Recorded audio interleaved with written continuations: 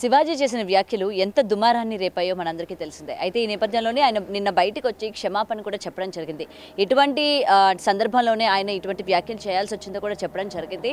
అయితే ఇది అక్కడితో ఆగకుండా అనసూయ చేసిన పోస్ట్ ఏదైతే ఉందో ఇన్స్టాలోని ముఖ్యంగా దేవుడి గుళ్ళపైన ఉన్న విగ్రహాలని సంబోధిస్తూ ఆమె కొన్ని వ్యాఖ్యలు అయితే చేయడం జరిగింది. ముఖ్యంగా అక్కడ అటువంటి విగ్రహాలను చూసినప్పుడు తలదించుకొని దండం పెట్టుకొని వెళ్ళిపోతారు. మరి బయట కనిపిస్తే మాత్రం ఈ విధంగా ఆడవాళ్ళని కించపరిచేటట్టు వాళ్ళ వస్త్రాధరణ గురించి కూడా మీరు మాట్లాడుతూ ఉంటారు. ఇదెక్కడి న్యాయం అన్నట్టు కూడా ఆమె చేసిన పోస్ట్ ఉంది. మరి దీని గురించి మాట్లాడుతుంది వాళ్ళు మనతో పాటు సీనియర్ జర్నలిస్ట్ దుర్గా వడ్లంనేని గారు ఉన్నారు. మ్యామ్ నమస్తే.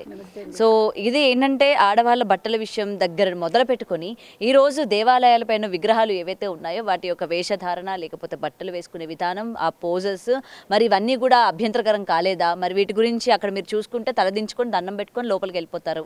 ఎటువంటి అబ్జెక్ట్ కూడా చేయరు మీరు ఈ విధంగా ఉంది గుళ్ళపైన అని. బట్ బయట మేము కానీ కనిపిస్తే ఈ విధంగా వ్యాఖ్యానిస్తారు అని చెప్పి ఆమె చేసిన పోస్ట్ని మనం ఏ విధంగా తీసుకొచ్చి అంటారు? మీకు ఆవిడంటే హిందూ సంప్రదాయమే ఆవిడది మనకు తెలుసు. మీకు కనుక తెలిస్తే కనుక అయితే వెంకటేశ్వర స్వామిది సుప్రభాతంలో మీకు ఎట్లా మొదలవుతుంది? కమలాకు చూచుక కుంకుమతో. మనకి అమ్మవారిని వర్ణించేటప్పుడు మనం అంటే మన ఏమనాలి హిందూ సంప్రదాయం అనేది ఆ విధంగా ఉంటుంది. అంటే మనం పైనుంచి కిందకి కానీ కింద నుంచి పైకి కానీ మనం దేవుణ్ణి మనం అంటే అట్లాగా పాడుతూ మనం వాళ్ళని ఆరాధిస్తాం. అందుకని అక్కడ మీకు ఎక్కడా కూడా వేరే భావాలు రావు. అంటే వాళ్ళని చూసి మనకి వికారాలు కలగడము అవేవి ఉండవు. మీకు విగ్రహాలన్నీ కూడా మీరు కనుక చూసుకుంటే అంటే చక్కటి అంగసౌష్ఠవంతో ఉంటాయి. అదేంటండి అలా ఎలా పెట్టారు అని మీరు అడుగుతారా? మీకు విగ్రహం అలాగే కనిపిస్తుంది. మీకు ఈవెన్ రవివర్మ మీకు విగ్రహాలు మీకు పెయింట్ చేసినప్పుడు కూడా ఒక లక్ష్మీ సరస్వతి ఆయన పద్ధతిగానే పెయింటింగ్ వేశారు, వంకరగా ఎక్కడ వేయలా. అంటే మీరు అన్నారు కదా దేవాలయాల మీద మీకు ఈ బొమ్మలు ఉంటాయి కదండి, ఇవాళ అనసూయ అడిగారు మరి అక్కడ మీకు వికారం కలగదా అన్నారు అని. ఎక్కడ మీకు కలగదు. మీకు త్రిపురనేని రామస్వామి చౌదరి గారు అనుకుంటా దేవాలయాల మీద బూతు బొమ్మలు ఎందుకని ఒక పుస్తకం కూడా రాశారు ఆయన.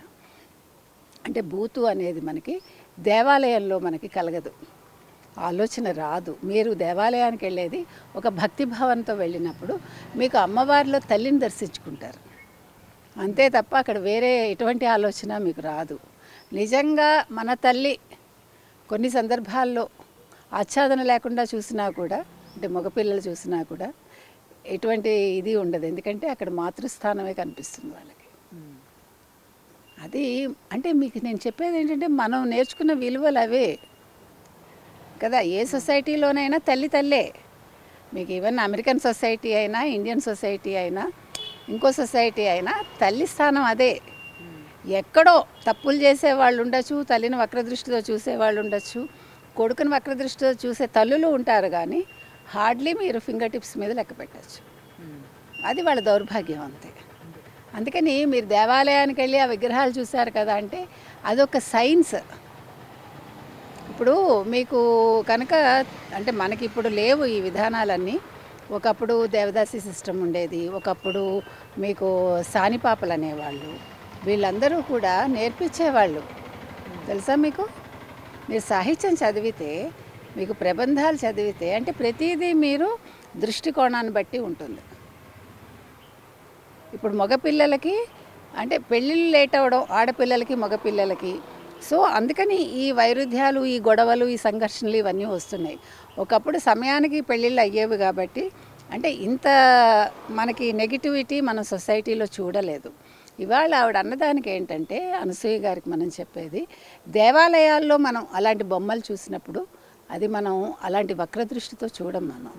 అంటే మీరు ఇక్కడ అన్నారు కదా దేవాలయాల్లో వెళ్ళినప్పుడు అక్కడ భక్తి భావన ఉంటుంది, ఒక తల్లిని చూసినప్పుడు కూడా మనకు అటువంటి అంటే వేరే విధంగా చూడాలి అని అనిపించదు. మరి వేరే ఆడపిల్లలో కూడా మీరు ఒక తల్లిని చెల్లిని చూడొచ్చు కదా, ఎందుకు మరి వంకర బుద్ధితో చూస్తున్నారు అన్నట్టు కూడా అడుగుతూ ఉంటారు కదా. మరి అంటే మన దృష్టి తల్లి దగ్గర నుంచి వేరే ఆడదానికి వచ్చేసరికి మారిపోతుందా అన్నట్టు. ఇప్పుడు మీరు అంటే ఇప్పుడు పొట్టి బట్టలు ఎందుకు వేసుకుంటారు? మీరు ఆకర్షించడానికేగా.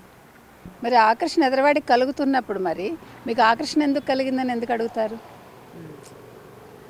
మీకు ఇప్పుడు బెల్లం ముక్క అక్కడ పెట్టి తినద్దంటే తినకుండా మీరు ఉంటారా? అంటే అలాగని నేను తప్పు చేయమని చెప్పట్లా. ఆ ఆకర్షణ అనేది వద్దన్నా చూడాలనిపిస్తుంది. ఇప్పుడు ఆవిడ చీర కట్టుకుని వచ్చారనుకోండి, ఎవడు పట్టించుకోడు. మీకు అర్థమైందా? మీరు చాలా అందంగా ఉండి ఒక చీర కట్టుకుని ఒక జాకెట్ కూడా మీరు ప్రాపర్గా వేసుకుంటే మిమ్మల్ని అంటే ఎప్పుడైనా క్యాజువల్గా చూస్తారు తప్ప పట్టి పట్టి మిమ్మల్ని చూడరు. ఇప్పుడు ఎందుకు చాలామంది ఇప్పుడు మీకు ఇప్పుడు ఈ కట్టుబట్టు మారడం అనేది మీరు ఒప్పుకున్నా ఒప్పుకోకపోయినా బాలీవుడ్ నుంచి వచ్చింది. ఇప్పుడు మీరు ఒక డైరెక్టర్ దగ్గరికి వెళ్ళినప్పుడు డైరెక్టరు నువ్వు ఈ క్యారెక్టర్ డిమాండ్ చేస్తోంది, నువ్వు ఇలాగే బట్టలు వేసుకో అంటే ఎందుకు వేసుకుంటున్నారు మీరు? ఎందుకు వేసుకుంటున్నారు?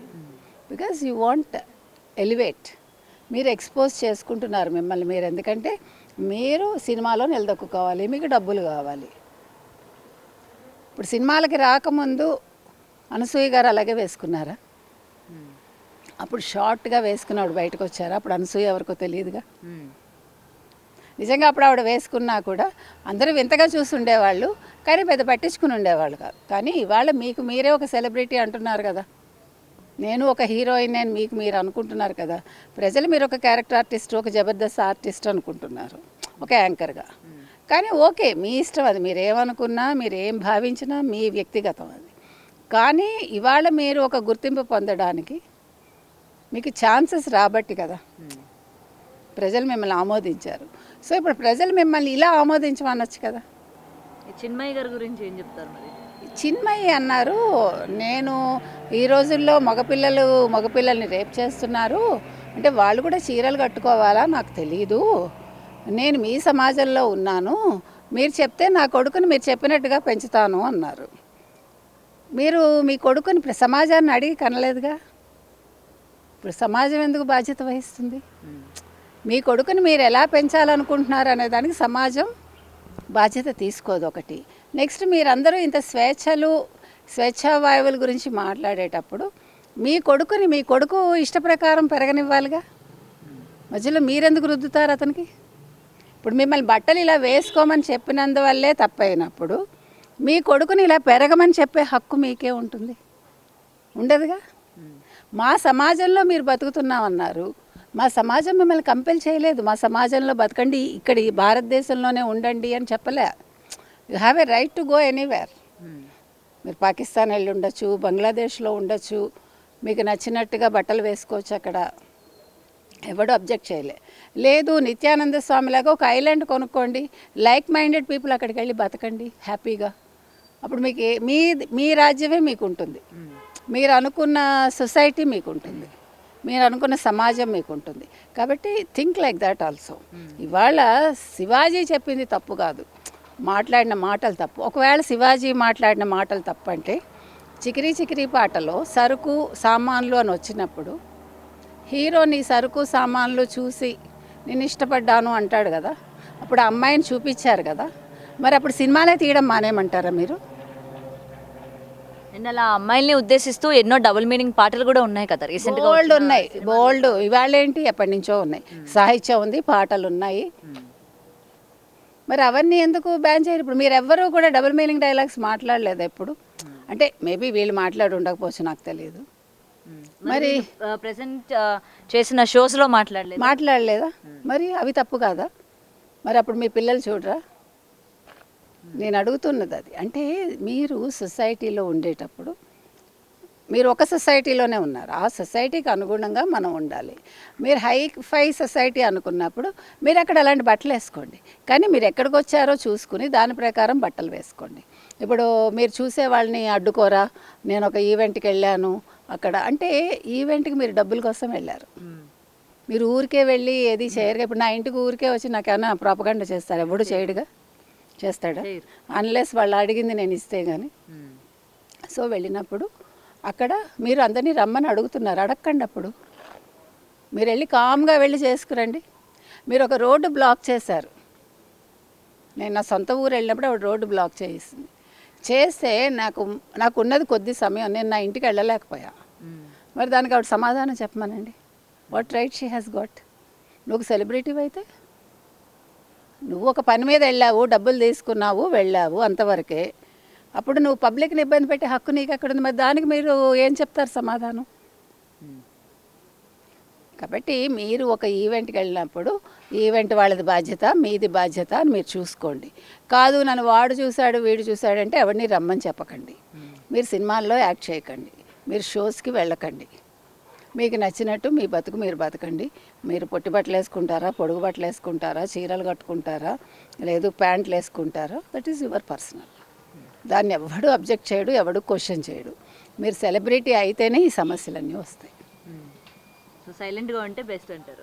నేను సైలెంట్గా ఉండమని లేదు, సైలెంట్గా ఉండద్దు, కానీ ఎందుకు రాద్ధాంతం చేస్తున్నారో అర్థం కావట్లే నాకు. ఇప్పుడు ఆయన అన్నాడు, ఆయన అభిప్రాయం ఆయన చెప్పాడు, కాదు అని మీరు బట్టలు వేసుకోండి, మీ అభిప్రాయం మీరు చేతల్లో చూపించండి. నేను ఇలాగే ఉంటానంటే ఉండండి, అది ఎవడొద్దన్నాడు? మీ ఆయన భర్తలకి అంటే మా ఇంట్లో ఉన్న భర్తకి, నా ఫ్యామిలీ మెంబర్స్కి, నా అత్తమామకి ఎవరికీ అబ్జెక్ట్ లేదు కదా, మీకెందుకు వస్తుంది? ఎందుకు వస్తుందంటే your a celebrity, that's what I'm saying. మీకు పదే పదే నేను చెప్తున్నది, అనసూయ అనే ఆవిడ అనసూయ భరద్వాజ్గా గతంలో లాగా ఉంటే ఎవ్వడూ మాట్లాడు. కానీ మీరు అలా కాకుండా మీరు ఒక సెలబ్రిటీ, నేను కూడా ఒక హీరోయిన్ అన్నారు కాబట్టి అప్పుడు ప్రజలకి హక్కు వస్తుంది. అర్థమైందా? సో అది యూ హ్యావ్ టు చూజ్. ఆ రేఖ చెరిపేసుకుంటారా, రేఖ కటుంటారా, ఇటుంటారా అనేది అనసూయ లాంటి వాళ్ళు, చిన్మయి లాంటి వాళ్ళు ఆలోచించుకోవాలి. For more videos like this, subscribe Big TV channel.